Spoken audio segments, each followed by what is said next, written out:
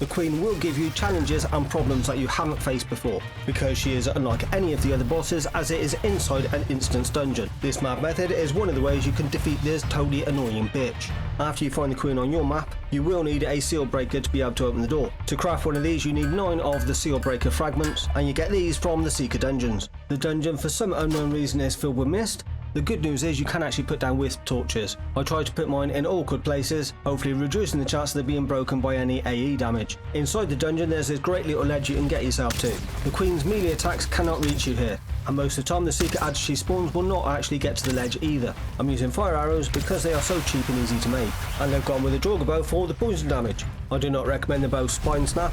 That bow has got higher piercing damage, the Queen is resistant to piercing damage, and also immune to spirit damage. Taking these factors into consideration is why I think you should use the Draugr Fang bow. To speed up the fight a bit you can also use the bio bombs or the ooze bombs. This can be a bit more of an expensive method depending on how much time you spent in the swamps and how many of the Yols you've killed outside in the Mistlands.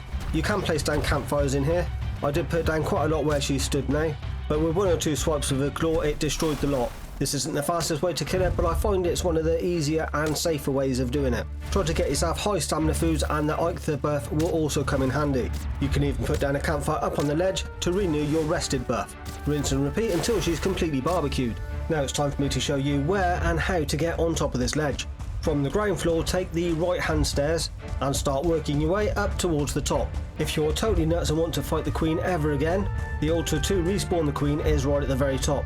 Just before reaching the top what you're looking for is the right hand stairwell. This is where you can jump off and float down with your feather cape. You land on the first small tiny little ledge and then just drop down onto the next larger one. Up on this ledge it's even better with magic. This is what I told you about earlier where I tested a load of campfires and it did absolutely nothing. Go with the frost or the fire staff, it doesn't make any difference.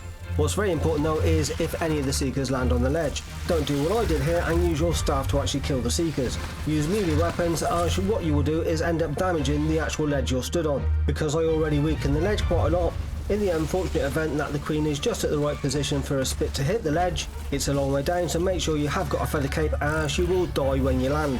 If you make the same mistake I did, then be as quick as you can and get back up to the top. Plan B is the tiny little ledge that is left. If you've been quick enough you'll be able to carry on shooting the Queen down at the bottom.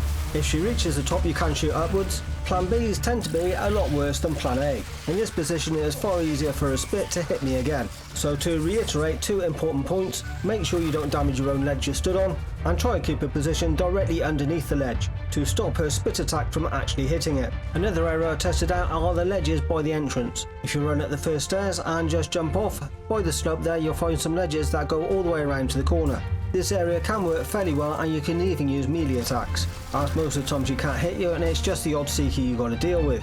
These ledges though I would only use as a plan C, in the event you make the same mistakes I did and end up losing your first 2 ledges. When she gets down to 75% health she becomes a heavy metal fan, and with a new headbanging attack it will start breaking down the tiles. Of course you can try again and get out and then run back up the stairs and get on the rest of the remaining ledges. I wouldn't waste your time though, because unless she's already nearly dead she's going to break the rest of the tiles long before you can kill her. You may or may not have seen other guides that show you how to do it at the entrance. You can use magic, ooze bombs, bio bombs or even the sledgehammer to be able to kill her this way. I've done a lot of different testing and tried to find out as many good ways of killing this Queen as possible for you in case any of the entrance methods get patched. If you are good at blocking or dodging you will be able to do the Queen a lot better than I can. To be honest with you, I completely lost count on the number of times I actually died trying to fight this thing. Gone by the forums and the comment sections, I'm pretty sure that I'm not alone. If you want to melee the Queen, then up at the top there isn't actually any mist. I don't mean to be too negative towards Valheim because it's a pretty good game, but this boss encounter is complete and utter shit.